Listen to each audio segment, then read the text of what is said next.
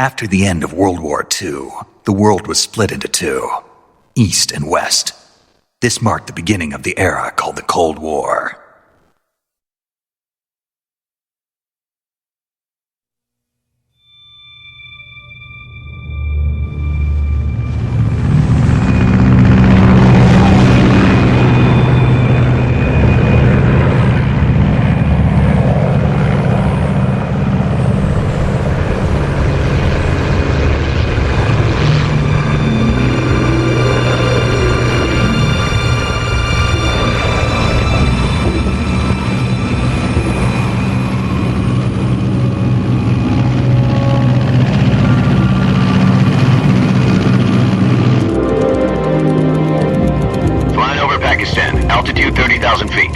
Approaching Soviet airspace. 20 minutes to drop off. Commencing internal depressurization. Equipment check. Arm main parachute. All right. You ready to go? Drop zone still showing a high pressure mass. Cav okay. Good. We've got high visibility.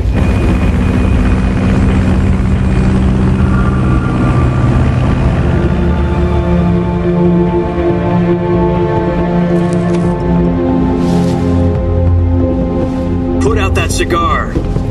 Connecting oxygen hose to interior connector. Put on your mask.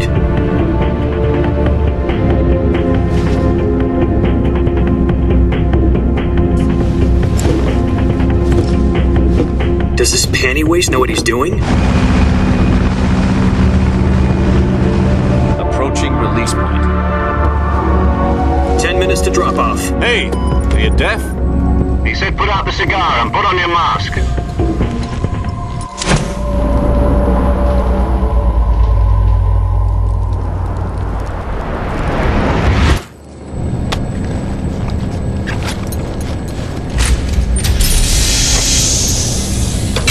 Depressurization complete. Checking oxygen supply. 6 minutes to drop off. Opening rear hatch.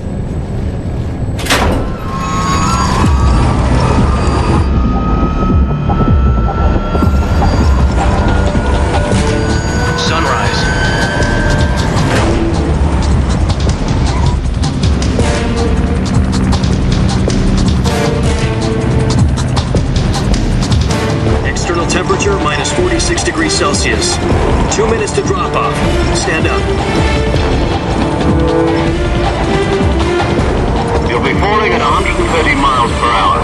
Try not to get frostbite from the wind chill.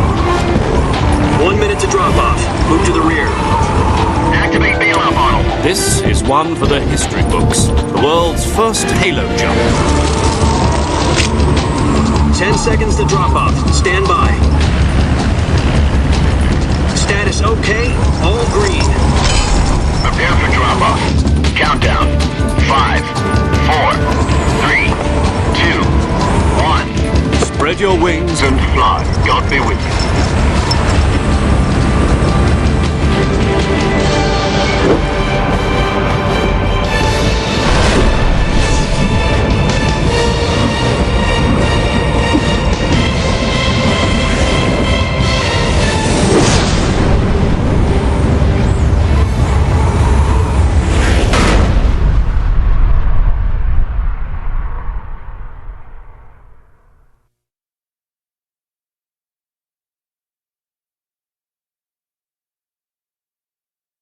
Jack, I've got some important news. The head of the CIA has finally given us the green light for the virtuous mission. Virtual mission? No, the virtuous mission. The future of our Fox unit depends on it. If it succeeds, we'll be officially organized into a unit. Virtuous mission? Sounds like some kind of initiation ritual. You know, don't get cocky. This isn't a training op. Right. So what exactly is this wonderful mission? Well, about 2 years ago, a certain Soviet scientist requested asylum in the West through one of our moles. His name is Nikolai Stepanovich Sokolov. He's head of the OKB-754 Design Bureau, one of the Soviets' top-secret weapon research facilities, and the East's foremost expert on weapons development. Sokolov? Isn't he that famous rocket scientist? The very same. On April the 12th, 1961, the Soviets achieved the first manned spaceflight in history. The Earth was blue, but there was no God. Well spoken. The rocket that carried Yuri Gagarin to orbit was the A-1, known as the Vostok rocket. Sokolov is said to be the man most responsible for the multi-engine cluster used in that rocket. After Gagarin's flight, Sokolov left rocket development to become the head of the newly established Design Bureau. From a lowly technician to head of a design bureau, that's quite a success story, so why do you want to defect? It seems he'd become afraid of his own creations. Afraid? Call it a crisis of conscience. And for that, he left his country and his family behind and went over the fence? Not exactly. One of his conditions was that his family was also to be taken safely to the west. We used a mole to get the family out first and succeeded in sneaking Sokolov over the Berlin Wall shortly afterwards.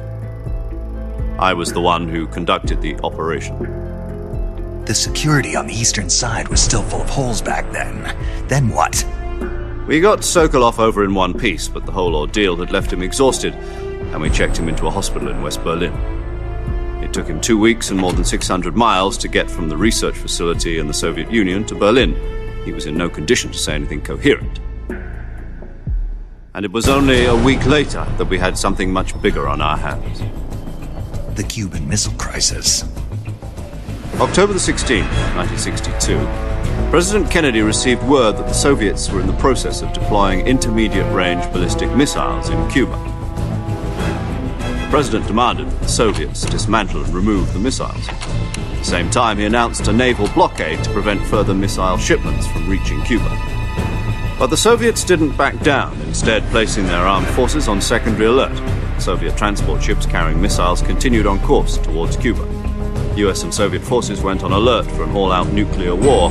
Frantic negotiations were conducted through the UN's Emergency Security Council and unofficial channels to end the hair-trigger standoff. Finally, on October the 28th, the Soviet Union agreed to remove its missiles from Cuba.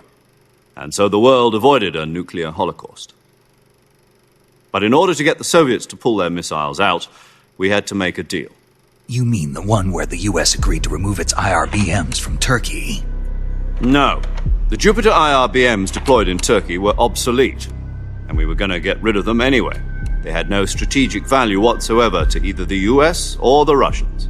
The Turkey deal was a ruse, a cover story that was fed to the other intelligence agencies around the world. So what did the Russians really want?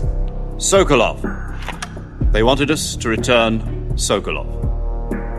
You mean the Soviets pulled out of Cuba just to get their hands on Sokolov? That's right. What the hell was he working on? At the time, we had no idea. We were running out of time. It was either give up Sokolov or risk full-scale nuclear war. In the end, we had no choice. President Kennedy gave in to Khrushchev's demand. The next day, I got Sokolov out of the hospital, handing him over to agents on the eastern side. Sokolov kept on screaming, "Save me," until he disappeared from my sight. Then a month ago, we received some new information from one of our moles. About Sokolov? Yes. He was taken back to the research facility and forced to continue working on the weapon in question under KGB supervision. What's more, it's on the verge of completion. So what kind of weapon is it? Something to do with space rockets? No, missiles. Same technology. I guess you're right. We don't know the details, but it appears to be a new kind of nuclear device. For half a year now, the Soviets have been conducting frequent nuclear tests at Semipalatinsk. Something to do with the weapon, I assume. We're talking about a secret weapon so big that Khrushchev was ready to pull out of Cuba to get it back. Is Sokolov still in the facility? No. According to our intelligence, he's in Selinoyarsk, a place in the mountains about 3 miles to the west that's known as the Virgin Cliffs. The Virgin Cliffs. Nice name for a virtuous mission. They moved him there just recently. Why? Apparently, they're conducting a field test of the weapon, but it's our best chance to get him back. This mission would never have been possible if he was still in the research facility. This is our last chance. Sokolov must have known that too when he contacted us.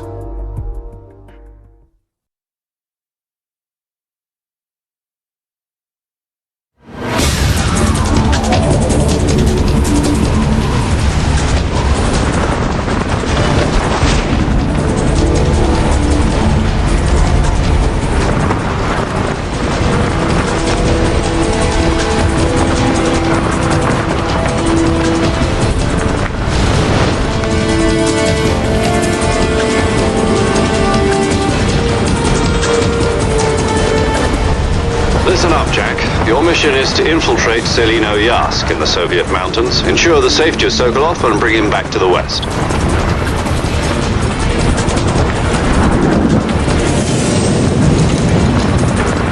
If we don't get Sokolov back before that weapon is complete, we'll be facing a major crisis. The clock is ticking.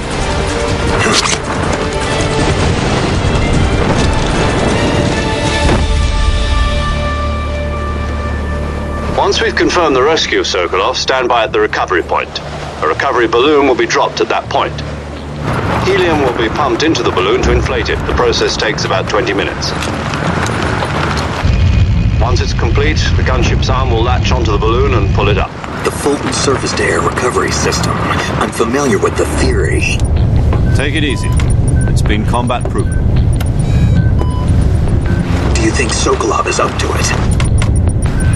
The shock will be less than during a parachute jump, and the arm can handle up to 500 pounds. So you're planning on going over the border in a single combat Talon? She's equipped with two 6-barrel 20mm Vulcan cannons, as well as two 40mm machine guns. Sounds like she could hold her own against a battalion of tanks.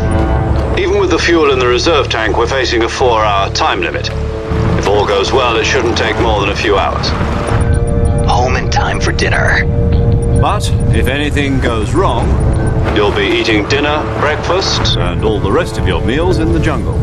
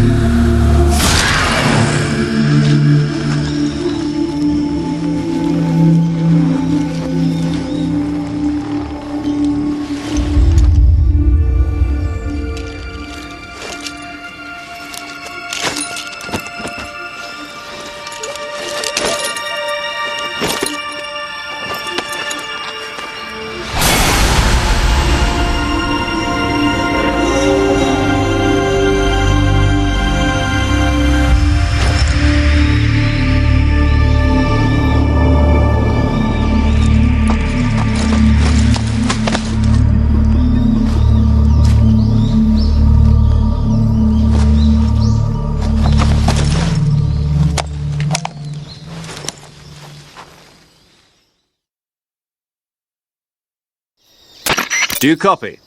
You're already in enemy territory, and somebody might be listening in. From here on out, we'll be using code names to refer to each other. Your code name for this mission will be Naked Snake. I'll be referring to you as Snake from now on. You're not to mention your real name. Snake? What, you don't like snakes? What do you mean? Well, you've eaten one before, haven't you? In survival training. I'm glad to hear that. I don't know if I'd ever order one in a restaurant, but... Be careful, you might not have a choice. What about you, Major? What should I call you? Let's see. I'll be Tom. Call me Major Tom. This will be a sneaking mission. You must not be seen by the enemy. You must leave no trace of your presence. Is that clear? This kind of infiltration is the Fox unit's speciality. In other words, weapons and equipment are procured on site. That goes for food as well. You're completely naked, just as your name implies. Great.